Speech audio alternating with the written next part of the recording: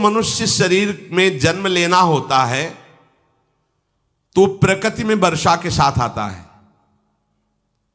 प्रकृति में वर्षा के साथ आया, और फसल में मूली, गाजर, गेहूं, अन्न, इनमें वो जीव प्रवेश करता है और उसे माता पिता दोनों पाते हैं। तो सप्तम धातु वीर के रूप में परिणित होता है जीव। वो वीर कण के रूप में माता के उदर में जब प्रवेश करता है तो एक रात्रि में मां का और पिता का, दोनों का वो जो वीर मिलता है, उस रज और वीर के मिलने से एक कलल सा बनता है। 5 रात्रि व्यतीत होने के बाद एक बुदबुदा सा बनता है। 10 रात्रि व्यतीत होने के बाद एक बेर की सी आकृति होती है। फिर उसके बाद उसमें धीरे धीरे मांसपेशियां बढ़ने लगती हैं। 1 महीने में उसके सिर निकल आता है, 2 महीने में हाथ पांव अंगों का विभाग होता है, तीसरे महीने में नख, रोम, अस्थि, चर्म, स्त्री पुरुष के चिन्ह प्रकट हो जाते हैं, 4 महीने में मांसादि 7 धातुएं प्रकट हो जाती है, 5वें महीने में चेतना जागृत हो जाती है। जैसे अपने चेतना, ऐसे 5वें महीने में गर्भस्थ शिशु की चेतना जागृत हो गई। जीव है पर चेतना 5 महीने बाद मां के गर्भ में जागृत। अब उसे भूख लगती है, प्यास लगती है, वहां की तापमयी जलन, पीड़ा, छोटे छोटे कीड़ों के द्वारा काटना, 6ठे मास में झिल्ली से लपटा हुआ मां की दाहिनी कोख में कीड़े की तरह तड़पता है। उस समय माता को कड़वे और खट्टे पानी की लालसा होती है, जिससे उसके अंगों में जाकर भयंकर जलन होती है। यह है भोग। वो कृमि कीड़े की तरह तड़पता है। मलमूत्र के गड्ढे में बीच में झिल्ली में बंधा हुआ वो जीवात्मा सुकुमार तो होता है, वहां के कीड़े उसे नोचते हैं छोटे छोटे, वो तड़पता है। माता प्रसन्न होती कि जब बच्चा हिलता है, बोले है उसकी दुर्गति हो रही, वहां भयंकर कष्ट पा रहा है। ऐसा क्लेश होता है कि क्षण क्षण में बेहोश होता रहता है। माता के खाए हुए कड़वे, तीखे, गरम, नमकीन, रूखे, खट्टे, यही पदार्थ पाने की इच्छा होती है माता, क्योंकि उसको भोग भोगना है। उसके कोमल शरीर में भयानक पीड़ा होती है जब माता ऐसे पदार्थ खाती है। गर्भाशय की झिल्ली में लिपटा हुआ, आंतों और मलमूत्र से घिरा हुआ सिर, पेट की और पीठ और गर्दन, ये कुंडलाकार ऐसे कंकण जैसा, ऐसी आकृति गर्भस्थ शिशु की होती है। पिंजड़े में बंद पक्षी के समान पराधीन, ना तो वो हिलडुल सकता है ना बोल सकता है, बड़ा असमर्थ दुख को भोग रहा है, चेतना पूरी है। इसी समय भगवान द्रवित होकर उसे ज्ञान देते हैं, गर्भस्थ शिशु को, सबको।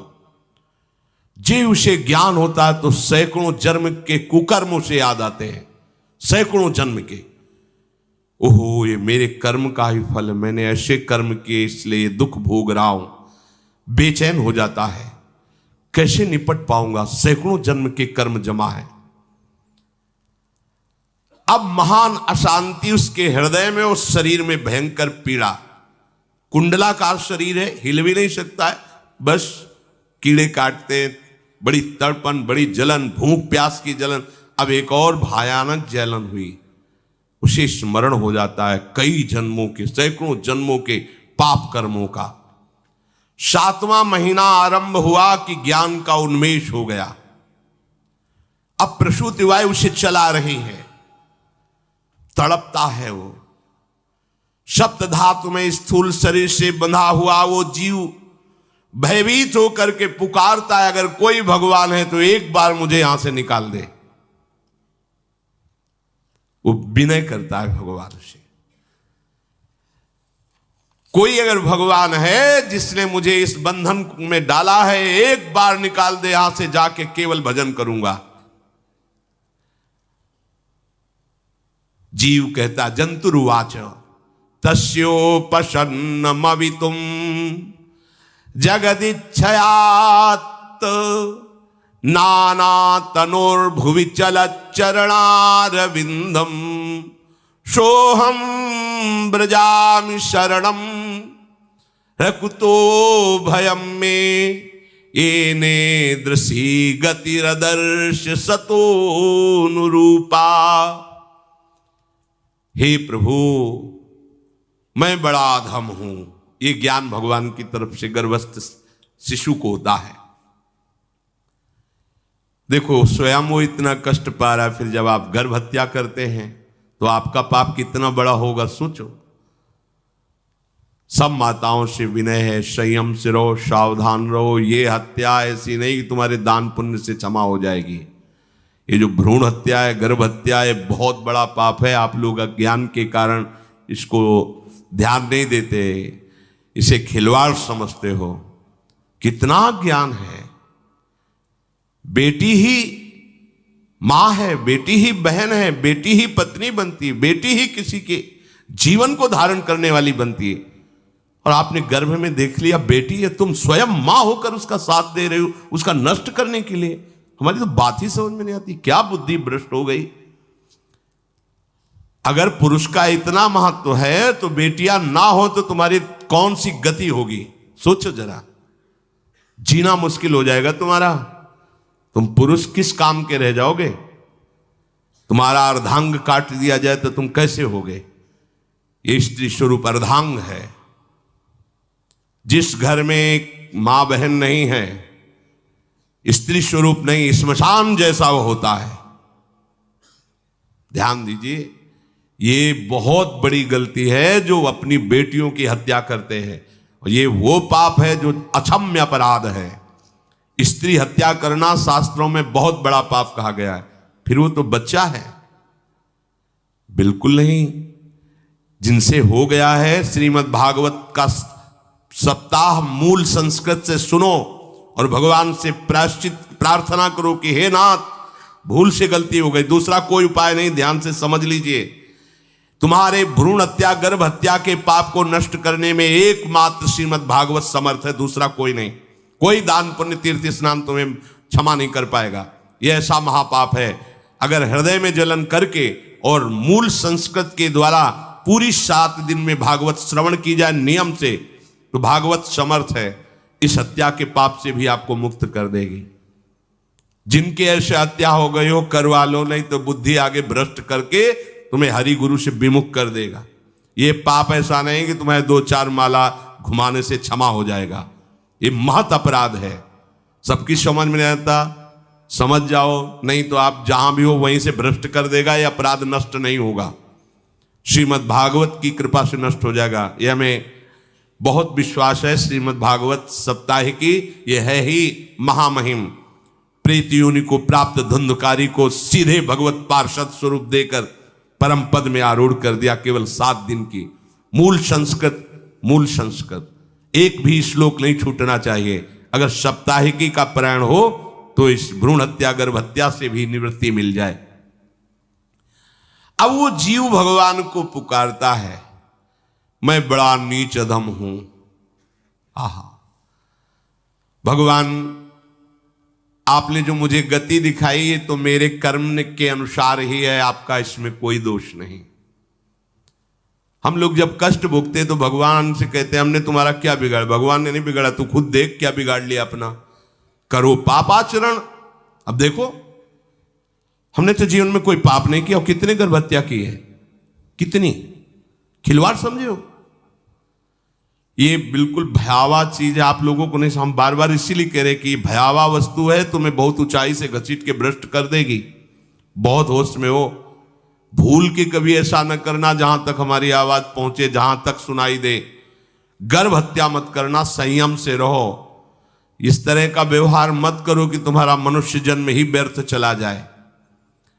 इसमें तीनों को बराबर दंड मिलेगा। गर्भ हत्या कराने वाला, गर्भ हत्या की प्रेरणा देने वाला और गर्भ हत्या में सहयोग देने वाला, जो औषधि डॉक्टर या जो भी, तीनों को दुर्गति होगी। माता, पिता, प्रेरक और कर्ता। ऐसा नहीं कि आप डॉक्टर हो तो आपको गर्भ हत्या करने का अधिकार नहीं। आप डॉक्टर हो दूसरे के शरीर को स्वस्थ करके निरोग करने के लिए, हत्या करने के लिए नहीं। अब वो जीव कह रहा है कि प्रभु मेरे योग्य ही है आपने जो मुझे दंड दिया है। मैंने सुना है कि आपकी शरण में जो आता है आप उसकी रक्षा कर लेते हैं। आपकी जो शरण में हो जाता है वो इस भूमि पर, भारत भूमि पर, विश्व पर निर्भय विचरण करता है, कोई उसे भय नहीं प्रदान कर सकता। प्रभु, मैं इस माता के उदर में माया का रहस्य न जानने के कारण ऐसे कर्म किए कि मैं आ गया हूं, बहुत दुख पा रहा हूं। हे निर्विकार अखंड बोध स्वरूप परमात्मा, मैं बार बार नमस्कार करता हूं। प्रभु, मेरे ऊपर कृपा कर दो, एक बार इस गर्भ से निकाल दो। मैं यहां से बाहर जाकर आपका निरंतर भजन करूंगा। ये वादा करके आए हम प्रभु से सब। प्रभु ने करुणा करके हमें चांस दिया है मनुष्य शरीर। प्रभु, मैं बहुत जन्मों से इस समय स्मृति आ रही देख रहा हूं, कर्मों में भटकता रहा आपसे विमुख होकर के। ये जो मुझे अभी ज्ञान हो रहा है केवल आपकी कृपा से तत्कालिक है, तत्कालिक। एक तत्कालिक वैराग्य होता है, जैसे कथा सुनी मन में आया कि अब तो भजन ही करना है। ये तत्कालिक है, स्थायी नहीं है। इसे स्थायी बनाओ। प्रभु, आप अंतर्यामी हो, आप सब कुछ जान रहे हो। तीनों तापों की शांति के लिए भक्तजन आपका भजन करते हैं। मैं देहधारी होकर जीव माता के उदर में मलमूत्र से रुधिर की झिल्ली में फंसा हुआ माता की जठराग्नि के ताप से जल रहा हूं। प्रभु, एक एक क्षण में यहां विकल होकर केवल इंतजार कर रहा हूं कि किस समय मुझे यहां से निकाला जाएगा। दीन बंधु, यहां से कब मैं निकलूंगा। स्वामिन, आप बड़े दयालु हो। आप जैसे उदार प्रभु ने मुझ गर्भस्थ शिशु को ये ज्ञान दिया। हे दीन बंधु, आप अपनी कृपा से प्रसन्न हो जाइए। प्रभु, एक बार निकाल दीजिए। मैं ऐसा भजन करूंगा कि दोबारा संसार के दुख में नहीं आऊंगा। कपिल भगवान कहते हैं, हे माता, वो गर्भस्थ बालक शिशु भगवान से प्रार्थना करता है, भगवान का आदेश होता है, तत्काल प्रसव वायु धक्का मारती है। जे ही प्रसव वायु धक्का मारती तो उसको ऐसा भयंकर कष्ट होता है, जैसा पीछे लिखा है कि जैसे जिंदा किसी की चमड़ी उतारी जाए, ऐसा मां के गर्भ से निकलते समय उसे कष्ट होता है। वो अत्यंत कष्ट से व्याकुल होता है। उसी समय उसका वो ज्ञान नष्ट हो जाता है जो भगवान ने दिया था। उस समय उसकी श्वास की गति रुक जाती, जैसे किसी का गला दबा दिया जाए तो कैसा लगेगा।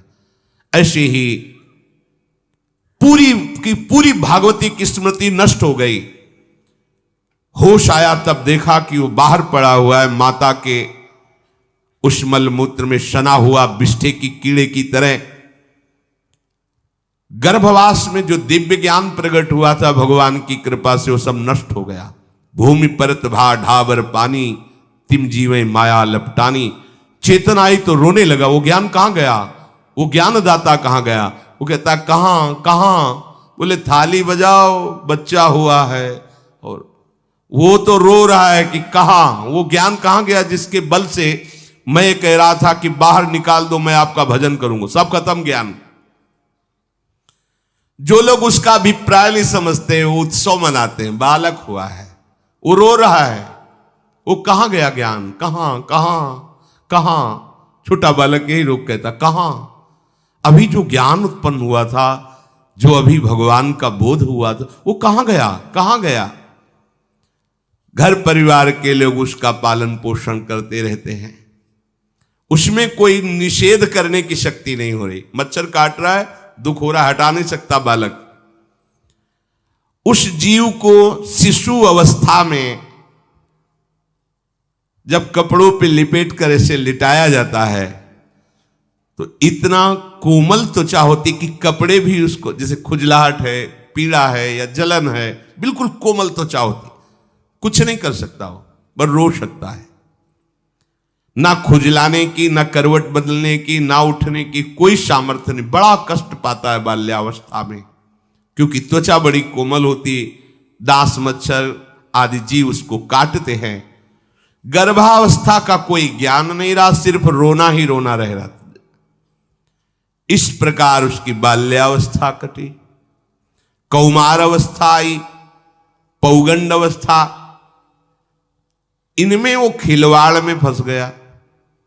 जैसे जैसे बड़ा होता जाता, चेतना, गुनगुना, ये कार, ये प्लास्टिक के ऐसे उनमें मगन है। देखो ना छोटे बच्चों को, अज्ञानवश इसकी ये अवस्था कट गई। बड़े भाग्यशाली ऐसे भी बच्चे हैं जो तुतला के बोलते, उनकी मैया कहती राधा बोलो राधा। देखो ये सौभाग्य, प्रणाम है उन माताओं को जो अपने बच्चों को भगवान नाम बुलाती हैं कि आप बोलो श्री हरिवंश बोलो, राधे राधे बोलो। धीरे धीरे उसकी युवा अवस्था पहुंची। इस समय उसके अंदर एक भूत सवार होता है। जवानी का भूत है, ये सबके सवार होता है। अगर मंत्र चल रहा है तो भूत नहीं चढ़ेगा, नाम चल रहा है तो भूत नहीं चढ़ेगा, नहीं तो भूत चढ़ जाता है। ये कुछ भी करवा सकता है भूत, भूत ही तो है ना। वैसे ही पंचभूत लिपट गए, ये ऊपर से जवानी का और भूत सवार हुआ तो जौवन ज्वर के ही नहीं बलकावा। जवानी में कोई भी ऐसा अपराध नहीं जो हो ना जाए। बड़ा भयानक इसमें स्वरूप होता है। इसमें केवल भोग, केवल भोग, एक ही दृष्टि रहती है, भोग भोगना। अज्ञानवश जब भोगों की प्राप्ति में बाधा पड़ती तो भयंकर वो क्रोध करता है, शोकाकुल होकर हिंसा कर बैठता है। जैसी घटनाएं सुनने को मिलती हैं, राक्षसी घटनाएं, ये भूत है जवानी का। जहां कामना में बाधा पहुंची, क्रोध, क्रोध में वो समझ नहीं पाता कि मेरे जैसा ही प्रिय शरीर उसका है जो मैं वर्ताव कर रहा हूं। सदेहेन मानेन वर्धमानेन मन्युना करोति विग्रहम कामी कामेष्वंताय चात्मनः। जैसे जैसे देह बढ़ता जाता है, पुष्ट होता जाता है, वैसे वैसे भोग वासना और अभिमान बढ़ता जाता है। वो काम परवश होकर अपना नाश करना शुरू कर देता है। यौवन, वो फिर खोटी बुद्धि वाला वैसे ही पाप करने लगता है जिन पापों के कारण उसकी दुर्गति हुई थी नरक आदि की, और मां के गर्भ में आया था। देहाभिमानवश निरंतर मैं करूंगा, मैंने भोगा, मैं वो भोगूंगा। उसे ये ज्ञान नहीं रहता कि मैं वादा करके आया हूं कि भजन करूंगा और इस संसार से मुक्त हो जाऊंगा। भूल गया। इसी शरीर से उसको फिर भयंकर कष्ट भोगने पड़ेंगे। इसी का नाम संसार चक्र है। अगर कहीं उसे सत्संग मिल जाए, सन्मार्ग में चल दे, तो माया भेजती है दो प्रकार के लोग उनको भ्रष्ट करने के लिए। एक जिह्वा रसेंद्री को और एक उपस्थेंद्री जनेंद्री के भोगों का समागम भेजती है। फिर ही भोगो, ध्यान रखना। शास्त्र है, सत्य एक एक अक्षर है। जब किसी को सत्संग मिल जाता है तो सत्संग का प्रभाव होता है भगवत मार्ग में रुचि पैदा करना, प्रभु अच्छे लगना, प्रभु का नाम जप करना, सत्य मार्ग में चलना। जब तुम सतमार्ग में चलोगे तो दो प्रकार के लोग भेजे जाएंगे। बढ़िया हलवा, बढ़िया खीर, रबड़ी, लो प्रभु, पाव, आरोगो, रसेंद्री और फिर जनेंद्री। फिर कोई परेशानी नहीं, भोगिए आप। फिर वो ऐसे विषयी पुरुषों का संग करके वैसे ही पहले की तरह फिर पाप करने लगता है। बहुत होश में, बहुत होश में। इनको ऐसे लोगों का संग कराया जाता है जिससे सत्य, शौच, पवित्रता, दया, संयम, लज्जा, क्षमा, यश, मन इंद्री का संयम, ये सब सद्गुण नष्ट हो जाएं, ऐसे लोगों का संग कराया जाता है। ऐसे लोग बहुत हैं। वो आपको पैसा खर्चा करके वो आपको भोग दिलाएंगे, भोगो। भैया आप इनके लिए नहीं भगवत मार्ग में आए हो, आप प्रभु की प्राप्ति के लिए आए हो। बच्चों सावधान हो। ये देखो शास्त्र कह रहा है रसेंद्री और जनेंद्री दो की सुविधा देने वाले लोग मिल जाएंगे। अत्यंत सोचनीय मूढ़ देहात्मदर्शी ऐसे असत पुरुषों का संग करके भ्रष्ट हो जाता है। अच्छा वो आग लगा दिए, वो चल दिए, फिर नहीं देंगे। कुछ लोग ऐसे होते हैं ये 10 दिन अपने पैसे से आपको नशा करवाएंगे, फिर इसके बाद तुम्हें उनके पैरों में गिरना पड़ेगा, फिर मांगने से भी नहीं देंगे, पहले फ्री देंगे। आदत बिगड़ गई।